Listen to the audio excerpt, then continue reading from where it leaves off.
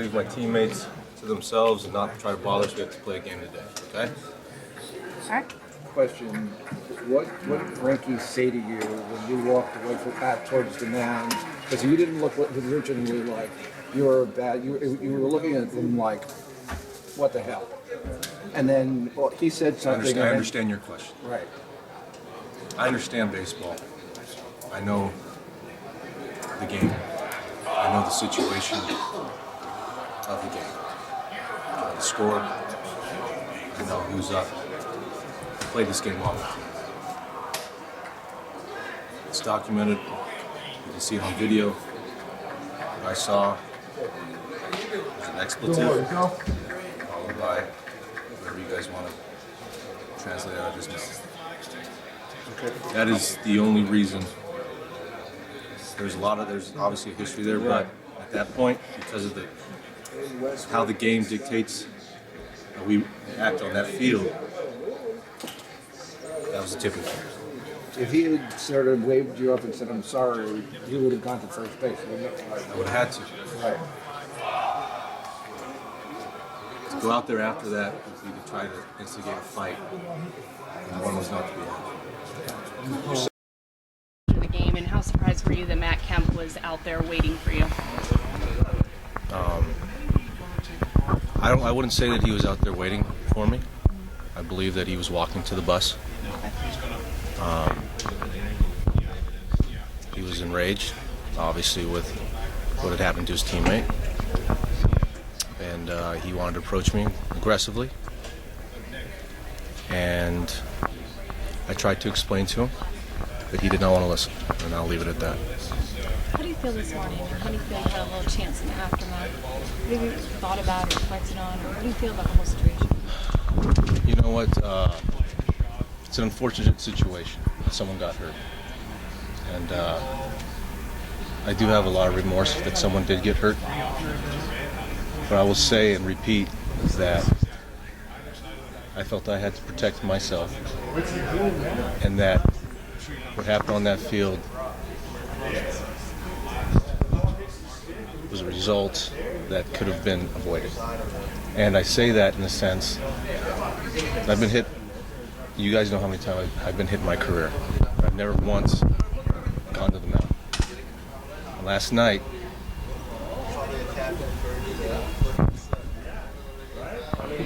if things were different, I may have never gone to the mound. And it's just a shame that Dodgers organization does not have one of their key members, and someone got hurt, which is unfortunate. Actually pulled their pitcher out of the pile.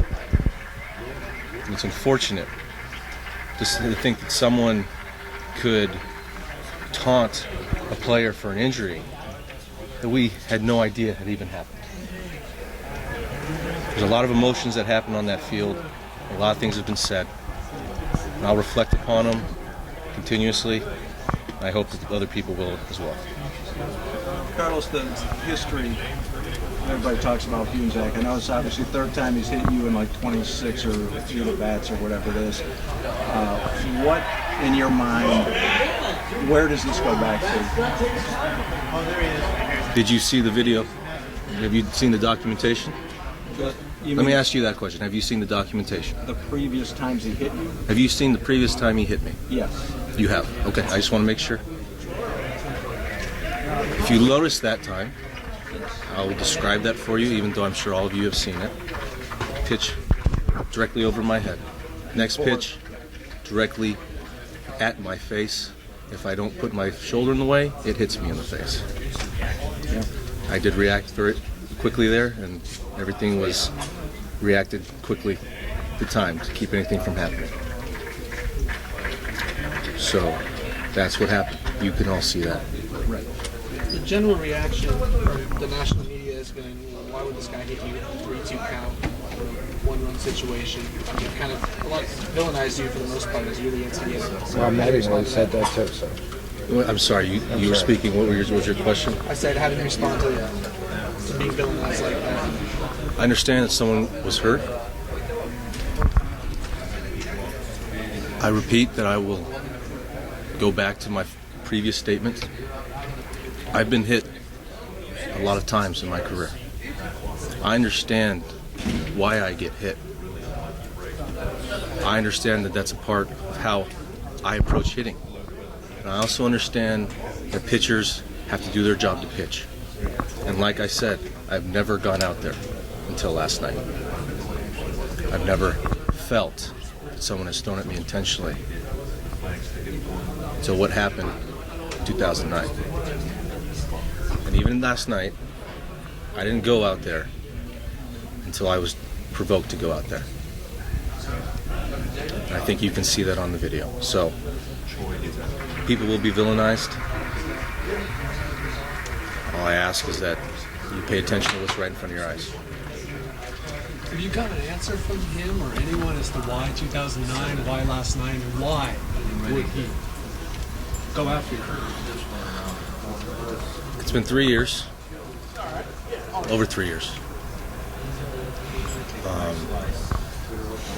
A lot of that could have been resolved in that amount of time. I was very open to resolution. And I believe you can ask Zack about that. Have you ever spoken to him about this? Has he ever approached you to have a dialogue about it? Never. And that's disappointing. Do you want to play next week? I'm assuming you do. My team's here. They backed me up through this whole thing. It's not something that I enjoy. It's not something that I'm proud of. And they've been here for me. I would like to be there for them through whatever happens or any retaliation. I'm prepared for that, and I will take it full board. But I would like to be there for them. You got it. Carlos, how's the Ian's kid on all over Twitter last night saying that after that 09 incident, that you said many times in the Sox clubhouse that you'd get Greinke if it happened again. Is that accurate? He knew what was going on. And Zack that or Honey? Zack did. Okay. He was approached by teammates. His own teammates had spoken to me. And all I would ask is for a resolution. I'm a person that can be spoken to. You can frame that however you like to frame it. I don't know how you're trying to frame your story, but you can go ahead and frame it however you like. At any point, something said to me would have alleviated the situation.